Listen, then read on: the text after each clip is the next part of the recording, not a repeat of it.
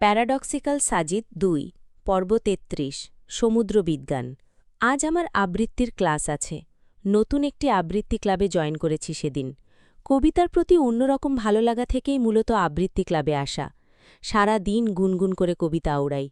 যেদিন থেকে আবৃত্তি শিখতে শুরু করেছি সেদিন থেকে আমার মধ্যে অদ্ভুত কিছু ব্যাপার দেখা দিয়েছে। কয়েকদিন আগের কথা, সাজিদ সহ ফিরছিলাম সদরঘাট থেকে।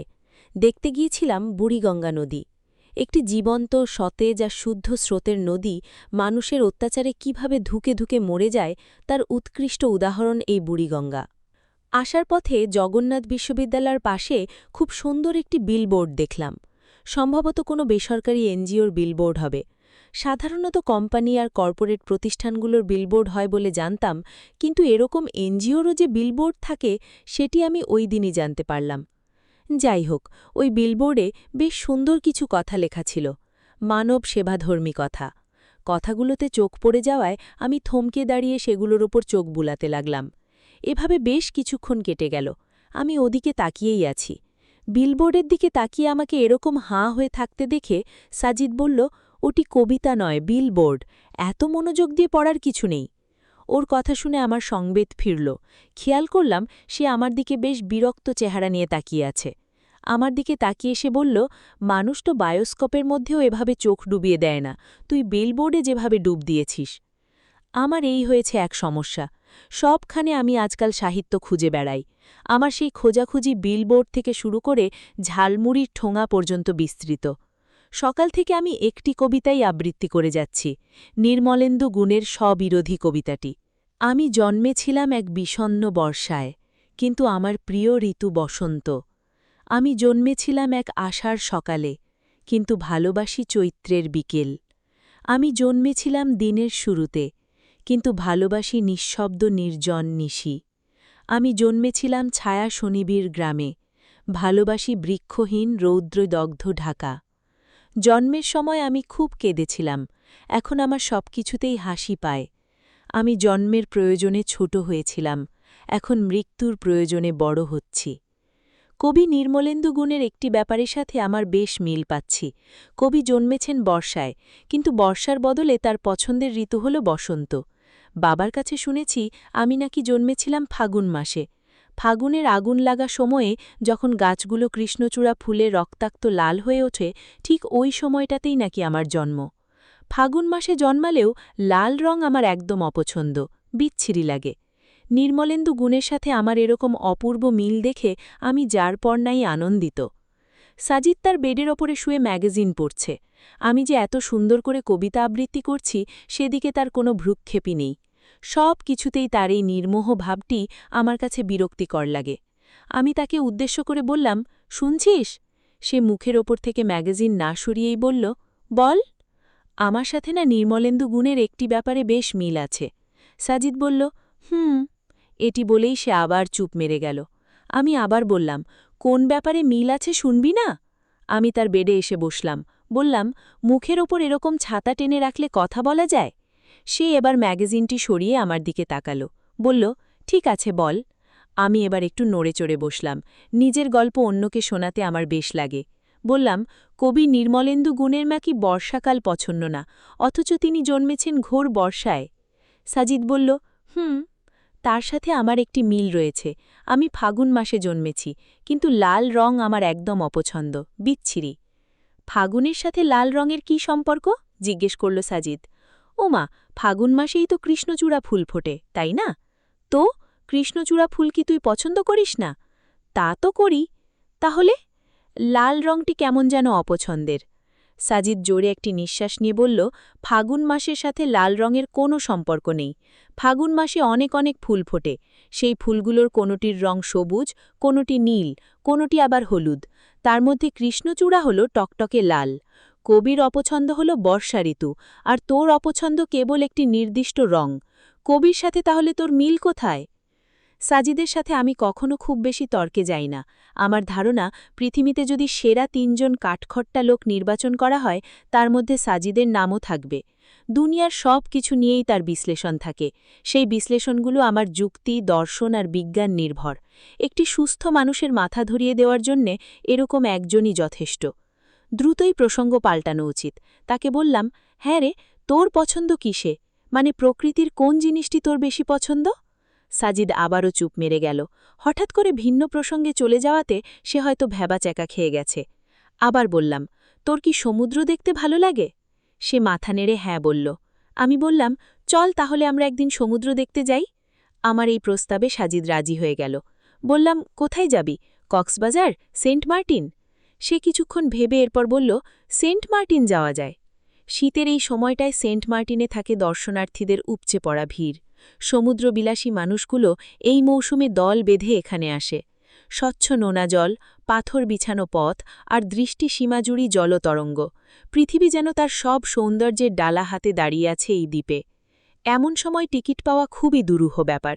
তবে আমাদের থিওরি অফ এভরিথিং বালক মাসুককে টিকিটের ব্যবস্থা করতে বলামাত্রই সে বলল, এটি কোনো ব্যাপার হলো দোস্ত? মাসুককে আমরা থিওরি অফ এভরিথিং বলে ডাকি। আমাদের যার যা সমস্যা সব কিছুর সমাধান মাসুকের কাছে পাওয়া যাবে। কারো ক্লাসে প্রক্সি দেওয়া লাগবে, মাসুককে বললেই কাজ হয়ে যায়। ডিপার্টমেন্ট চেয়ারম্যানের কাছে কোনো অভিযোগ করা লাগবে, মাসুকই ভরসা। ডিপার্টমেন্টে কোনো প্রোগ্রামের আয়োজন করা লাগবে, মাসুক একাই ১০০। কারো কারো মতে দুনিয়ায় এমন কোনো সমস্যার জন্ম হয়নি যেটার সমাধান মাসুকের কাছে নেই। সেই থেকে মাসুকের নাম হয়ে গেছে থিওরি অফ এভরিথিং। মাসুক ঠিক ঠিক আমাদের জন্য ৩টে টিকিট জোগাড় করে নিয়ে এলো। সে কিভাবে যেন পেরে যায় সবকিছু। সে যখন টিকিট নিয়ে এলো তখন আমি বেশ বিস্ময় নিয়ে বললাম, কিভাবে ম্যানেজ করলি? মাসুক তার সেই কমন ডায়লগ ছেড়ে বলল, এটি কোনো ব্যাপার হলো দোস্ত? আসলেই তার কাছে এটি কোনো ব্যাপার না। এই কারণেই তার নাম থিওরি অফ এভরিথিং। দুদিন পর আমরা রওনা করলাম, আমি, সাজিদ আর রাজীব। রাজীবের পরিচয় দিয়ে নিই, পুরো ঢাবি ক্যাম্পাসের শ্রেষ্ঠ কয়েকজন ফটোগ্রাফারের একজনও। শুধু ঢাবি বললে অবশ্য ভুল হবে, বাংলাদেশের সেরা ফটোগ্রাফারদের তালিকা করা হলে সেখানেও অনায়াসে ঢুকে পড়বে সে। ফটোগ্রাফিতে আন্তর্জাতিক পুরস্কারও এই বয়সে পকেটে পুরে নিয়েছে সে। আমার মুখে সেন্ট মার্টিন যাওয়ার কথা শুনে এক পায়ে খাড়া হয়ে গেল যাওয়ার জন্য। বাসে করে আমরা ঢাকা থেকে রওনা করলাম। আমাদের বাস যখন টেকনাফে এসে ঢুকল তখন সন্ধে প্রায়। প্রচণ্ড খিদে আমাদের পেটের নাড়িভুড়ি হজম হয়ে যাওয়ার জোগাড়। পাশের একটি হোটেলে ঢুকে খাওয়া দাওয়া সেরে বেরিয়ে এলাম। আমরা ধরেই নিয়েছিলাম রাতের সমুদ্রবিলাস উদযাপন করতে করতে আমরা সেন্ট মার্টিন গিয়ে পৌঁছাব। কিন্তু না, এখানে এসে জানতে পারলাম যে রাতের বেলা এখান থেকে কোনো জাহাজও সেন্ট মার্টিন যায় না। মহা বিপদ। আমাদের বন্ধু মাসুক থাকলে এতক্ষণে কোনো না কোনো উপায় নির্ঘাত বের করে ফেলত। জাহাজ না হলে ট্রলার, ট্রলার না হলে নৌকায় চেপে সে আমাদের সেন্ট মার্টিন ফেলে আসতই। মাসুকের দায়িত্ব তুলে নিল রাজীব। সে এদিক ওদিক খোঁজখবর নিয়ে শেষমেশ একটি ট্রলারের সন্ধান পেল, যেটি একটু পরেই সেন্ট মার্টিনের উদ্দেশ্যে ছাড়বে। সাধারণত এরকম ট্রলারগুলো কতটা নিরাপদ সেই ব্যাপারে সন্দেহের যথেষ্ট অবকাশ রয়েছে বই কি। তবুও সকল জল্পনা কল্পনার পরে এই ট্রলারে করে সেন্ট মার্টিন যাওয়ার সিদ্ধান্ত গৃহীত হল। মাগরিবের সালাত পড়ে এসে ট্রলারে উঠে বসলাম। আমরা একা নই, আরও কিছু সেন্ট মার্টিনগামী যাত্রীও আমাদের সাথে আছে এই ট্রলারে। দেখতে দেখতে কখন যে নাফ নদী পার হয়ে বঙ্গোপসাগরে এসে পড়লাম তা টের পাইনি মোটেও। ঢেউয়ের আধিক্য আর উপচে পড়ার শক্তিমত্তা দেখেই বুঝলাম যে আমরা এখন নোনা জলের ওপরে ভাসছি। ঢেউগুলো একটির পর একটি এগিয়ে আসছে আর ভেঙে পড়ছে কুল ঘেঁষে। দূরে তাকালে মনে হবে পুরো সমুদ্র দুধে ছেয়ে গেছে। রাতের বেলার সমুদ্র যে এত সুন্দর হয় আমি জানতাম না। আমরা ৩ জন বসেছি ট্রলারের সামনের দিকে। এদিক থেকে সমুদ্রটি অন্যরকম লাগছে দেখতে। রাজীব প্রশ্ন করল, আচ্ছা, আমি যতদূর জানি সেন্ট মার্টিনে ১০০% মুসলিম বাস করে, অথচ দ্বীপটির নাম সেন্ট মার্টিন কিভাবে হল, একজন খ্রিস্টানের নামে? রাজীবের প্রশ্ন শুনে মনে হল এটি একটি ভালো প্রশ্ন। আস্ত একটি দ্বীপের নাম কিভাবে খ্রিস্টান ব্যক্তির নামে হয়ে গেল তা জানা জরুরি। উত্তরের জন্য আমরা সাজিদের দিকে তাকালাম। সে তখনও সমুদ্রের দিকে তাকিয়ে আছে। কিছুক্ষণ পরে আমাদের দিকে দৃষ্টি ফিরিয়ে বলল, আমাকে কিছু বলছিলি? রাজীব বলল, তোমাকেই তো বলছিলাম। কি বলছিলি? এই যে এই সেন্ট মার্টিন দ্বীপ, এটার নাম সেন্ট মার্টিন কিভাবে হলো? আমি শুনেছি এই দ্বীপে নাকি ১০০% মুসলিমের বসবাস। পুরোপুরি মুসলিম অধ্যুষিত একটি অঞ্চলের নাম খ্রিস্টান কোনো ব্যক্তির নামে, ব্যাপারটি বেশ বেখাপ্পা। সাজিদ বলল, তোর হঠাৎ এই ব্যাপারটি মাথায় এলো কেন? সাজিদের পাল্টা প্রশ্নে চুপ হয়ে গেল রাজীব। তাকে চুপ মেরে যেতে দেখে আমার বেশ হাসি পেল। তার মন খারাপ দেখে সাজিদ আবার বলল, তোর ক্যামেরাটি দে। কেন, জানতে চাইল রাজীব। তোর ছবি তুলব। আমার ছবি? হ্যাঁ। কেন? মানুষ তো ফটোগ্রাফারদের সুন্দর সুন্দর ছবিই দেখে, মন খারাপের সময় ফটোগ্রাফারদের চেহারা যে ব্ল্যাক হোলের মতো অন্ধকার হয়ে যায় সেটাও তো মানুষের জানা উচিত। সাজিদের কথা শুনে ফিক করে হেসে ফেলল রাজীব। সম্ভবত চেহারার উপমাটি শুনে সে খুব মজা পেয়েছে। হেসে ফেললাম আমিও। হাসাহাসির পর্ব শেষে সাজিদ আবারও সমুদ্রবিলাসে ডুব দিল। সাই সাই করে বাতাস বইছে সাগরের বুকে। ট্রলারের দুলনি খেতে খেতে আমরা ছুটে চলেছি। অন্ধকার রাত, এই তল্লাটি কেবল আকাশ আর সাগরের মিতালি। অনেকক্ষণ পরে রাজীব আবারও প্রশ্ন করে বসল সাজিদকে। বলল, তোমার নাকি সমুদ্র খুব পছন্দ? কেন? সমুদ্রে একটি বিস্ময় আছে। কি রকম বিস্ময়? সমুদ্র একই সাথে সুন্দর এবং ভয়ঙ্কর। যেমন সমুদ্রের এই যে বিশালতা, উপচে পড়া ঢেউ, তার বুকে সূর্যের হারিয়ে যাওয়া, নীল জলরাশির উন্মত্ততা, এগুলো হলো সমুদ্রের অপার রহস্য আর সৌন্দর্য। আবার এই সমুদ্র যখন উন্মাতাল হয়ে যায়, সে হয়ে ওঠে বিধ্বংসী আর ভয়ঙ্কর। যে জলরাশির মাধ্যমে জীবন সঞ্চারিত হয়, সেই জলরাশি হয়ে ওঠে জীবন হরণের কারণ। খুব অদ্ভুত না? সাজিদের কথা শুনে রাজীব বেশ অবাক হলো বলে মনে হলো। মাথা নেড়ে সাঁই দিয়ে বলল, আসলেই অদ্ভুত। সমুদ্র নিয়ে যে সাজিদ এত দার্শনিক সুলভ চিন্তাভাবনা করতে পারে তা আমি জানতাম না। অবশ্য ওর যত দার্শনিকতা সব পেটের মধ্যেই জমিয়ে রাখে, প্রসঙ্গ এসে পড়লেই সেগুলো বের হয়ে আসে। সমুদ্রের বুক চিরে ছুটে চলেছে আমাদের ট্রলার। সাজিদের ভাষায়, ভয়ঙ্কর এই সুন্দরের সাথে এরকম চ্যালেঞ্জ খেলা খেলতে বেশ ভালোই লাগছে আমার। রাজীব আবারও সাজিবকে উদ্দেশ্য করে বলল, মনে হচ্ছে সমুদ্র নিয়ে তোমার বেশ আগ্রহ আছে। সাজিদ মাথা নেড়ে বলল, হ্যাঁ। তাহলে তো তোমার ঝুলিতে বেশ চমৎকার সব গল্প আছে সমুদ্র নিয়ে, তাই না? সাজিদ আবারও মাথা নেড়ে হ্যাঁ বলল। রাজীব বলল, তাহলে সেই গল্পগুলো আমাদের সাথে তুমি করতেই পারো। আমার দিকে তাকিয়ে রাজীব আবার বলল, তুমি কি বলো আরিফ? আমি বললাম, সহমত। সমুদ্র নিয়ে কোন ধরনের গল্প যে সাজিদ করবে তা আমার জানা নেই। সে বিভিন্ন দেশের সমুদ্রের বুকে ঘুরে বেরিয়েছে তার বাবার সাথে। সেগুলোর কিছু কিছু গল্প আমার সাথে সে শেয়ারও করেছিল আগে। পর্তুগিজ জেলেদের সমুদ্র থেকে তিমি মাছ শিকারের কাহিনীটাই সবচেয়ে মজার ছিল। সেটি নিয়ে সাজিদের বাবার লেখা একটি বিশাল আর্টিকেলও আছে। সাজিদ সম্ভবত এতক্ষণে ঠিক করে ফেলেছে সে সমুদ্র নিয়ে কোন ধরনের গল্প করবে। একটু নড়েচড়ে বসে রাজীবকে দিয়েই শুরু করল। বলল, রাজীব, তোকে যদি এখন ধাক্কা দিয়ে ট্রলার থেকে ফেলে দিই কেমন হবে তাহলে? রাজীব চোখে মুখে বিস্ময় নিয়ে বলল, কি অদ্ভুত, আমাকে সমুদ্রে ফেলতে যাবে কেন? আমিও বুঝলাম না ব্যাপারটি। সমুদ্রের গল্পে হঠাৎ করে এরকম ফেলে দেওয়া দেবী কিভাবে ঢুকল? রাজীবের চেহারার বিষণ্ণতা দেখে হেসে ফেলল সাজিদ। বলল, ভয় পাচ্ছিস কেন? আমি কি সত্যি সত্যিই তোকে ফেলতে যাব নাকি? মজা করে বললাম। রাজীব বলল, তোমার কোনটি মজা আর কোনটি যে সিরিয়াস সেটি বোঝাই তো দুরূহ ব্যাপার। আমি মনে করেছিলাম রাজীব খুব সাহসী ছেলে। ফটোগ্রাফারদের বন জঙ্গল পাহাড় পর্বত সমুদ্র অরণ্য চষে বেরিয়ে প্রকৃতির সবচেয়ে সুন্দর রূপ আর মুহূর্তগুলো ক্যামেরাবন্দি করতে হয়। এরকম কাজ রাজীবের মতো একটি ভীতু টাইপের ছেলেকে দিয়ে কিভাবে সম্ভব হচ্ছে সেটাই এখন আমার কাছে আশ্চর্যের। সাজিদ বলল, তোদের তাহলে সমুদ্রের গল্পই বলা যাক, কি বলিস রাজীব? শুরু করো, রাজীব উৎসাহের সাথে বলল। সাজিদ নড়েচড়ে বসল, এরপর বলতে লাগল, সমুদ্রের অনেক ব্যাপার কমবেশি আমরা সকলেই জানি। আজ আমি এমন কিছু বলবো যা সম্ভবত তোদের দুজনের কেউই জানিস না। ওয়াও বলে চিৎকার দিয়ে উঠল রাজীব। তাকে বেশ উৎসুক আর উৎফুল্ল বলে মনে হচ্ছে। সাজিদ যে নতুন কিছু বলতে যাচ্ছে সেটি নিশ্চিত। সে কখনো একই গল্প দুবার আমার কাছে বলবে না।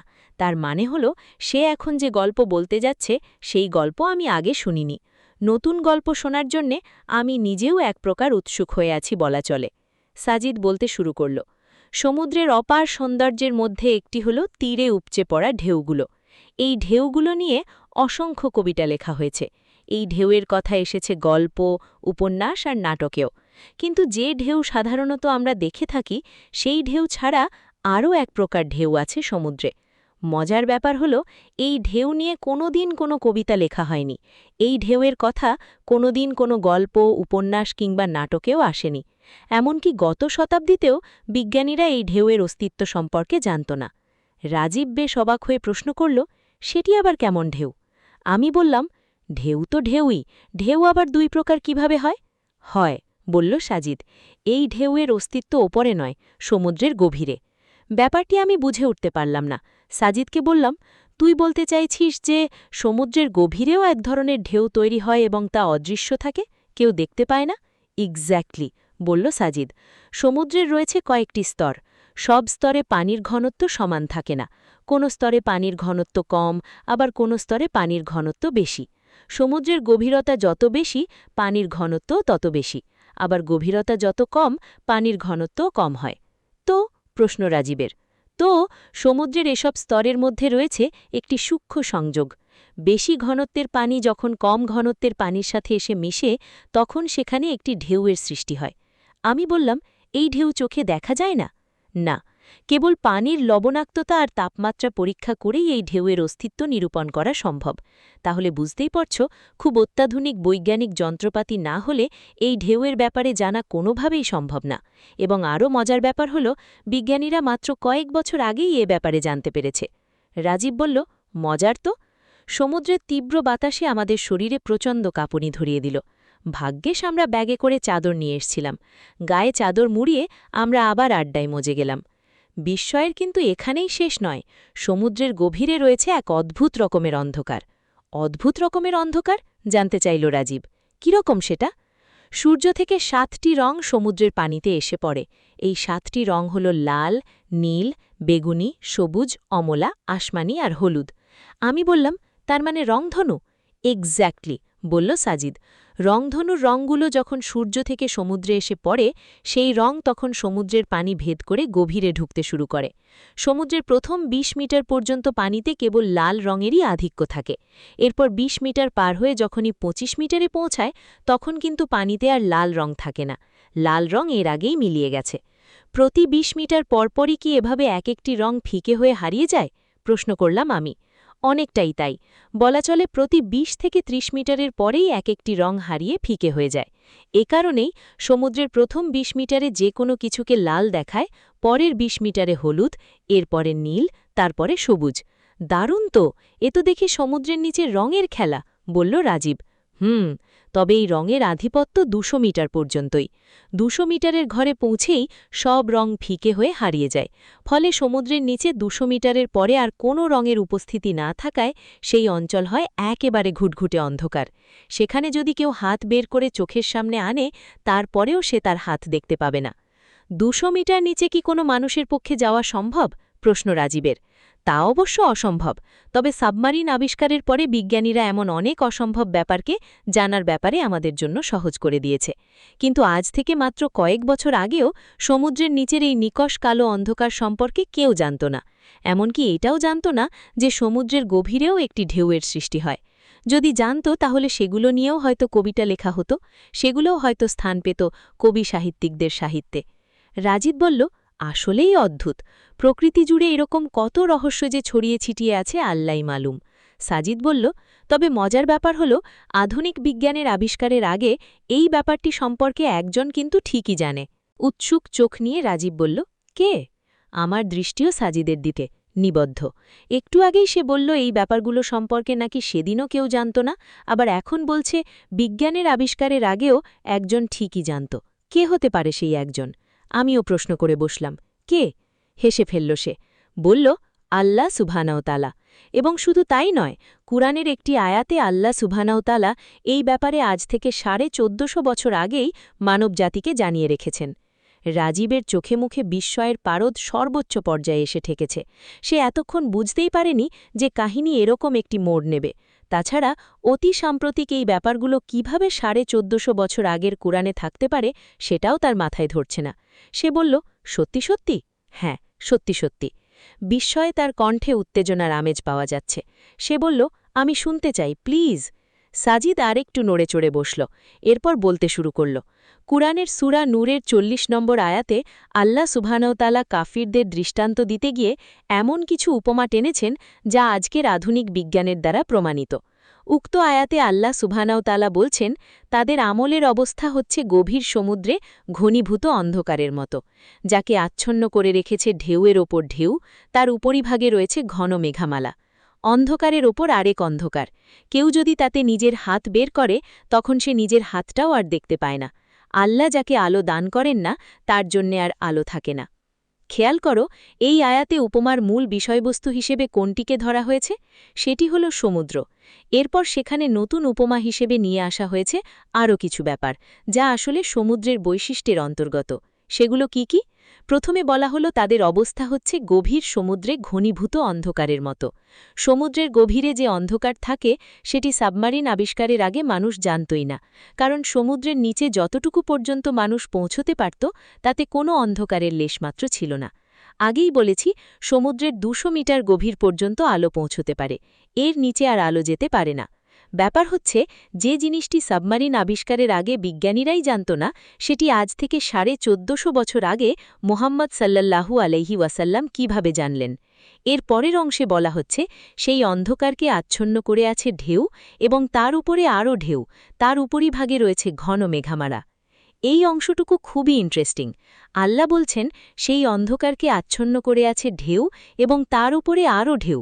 এখানে খুবই স্পষ্টভাবে দুইটি ঢেউয়ের কথা আল্লাহ সুবহানাহু ওয়া তাআলা বলেছেন, ঢেউ এবং তার উপরে আরও ঢেউ, এবং তার উপরে মেঘামালা। তাহলে এখানে প্রথম যে ঢেউয়ের কথা বলা হচ্ছে সেটি হল সমুদ্রের গভীরের যে ঢেউয়ের কথা বলেছিলাম সেটাই, ইন্টারনাল ওয়েভস। এই ঢেউয়ের ওপরে রয়েছে আরেকটি ঢেউ। সেটি কোনটি তাহলে? সেটি হল সমুদ্রের উপরিভাগের ঢেউ, যা আমরা চোখে দেখি, উপভোগ করি, যে ঢেউয়ের কথা কবি সাহিত্যিকরা কবিতা, গল্প আর উপন্যাসে লেখে। এর উপরে রয়েছে মেঘামালা। একদম ক্লিয়ার, সমুদ্রের উপরিভাগেই তো মেঘ থাকে। একটি আয়াতে উপমা টানতে গিয়ে আল্লাহ সুবহানাহু ওয়া তাআলা দুইটি সমুদ্র বিজ্ঞানের কথা আমাদের জানিয়ে দিয়েছেন। এটি আজ থেকে ১৪৫০ বছর আগে কোনো মানুষের পক্ষে জানা এবং বলে দেওয়া কোনোভাবেই সম্ভব ছিল না। এটি সমুদ্রের সৃষ্টিকর্তা, যার নির্দেশে সমুদ্র প্রবাহিত, তার পক্ষ থেকে। রাজীবের মুখে কোনো কথা নেই। সে এতটাই হতভম্ব হয়ে গেছে যে মুখ দিয়ে কোনো শব্দই বেরুচ্ছে না। সাজিদ আমাকে উদ্দেশ্য করে বলল, আরিফ, তোকে একবার ডক্টর গ্যারি মিলারের ব্যাপারে বলেছিলাম না? কোন গ্যারি মিলার? ওই যে ম্যাথমেটিশিয়ান, যিনি পরে ইসলাম গ্রহণ করেছিলেন। হ্যাঁ, তার কথাই বলছি। তিনি একবার একটি ঘটনা বলেছিলেন। ঘটনাটি ছিল এরকম, ক্যানাডার টরেন্টোর এক নাবিককে একবার তার এক মুসলিম বন্ধু কোরআনের একটি কপি উপহার দিয়েছিল। বেচারা তখনও ইসলাম এবং মুহাম্মদ সাল্লাল্লাহু আলাইহি ওয়াসাল্লাম সম্পর্কে কিছুই জানতেন না, তবে কোরআন তিনি বেশ আগ্রহভরেই গ্রহণ করেছিলেন।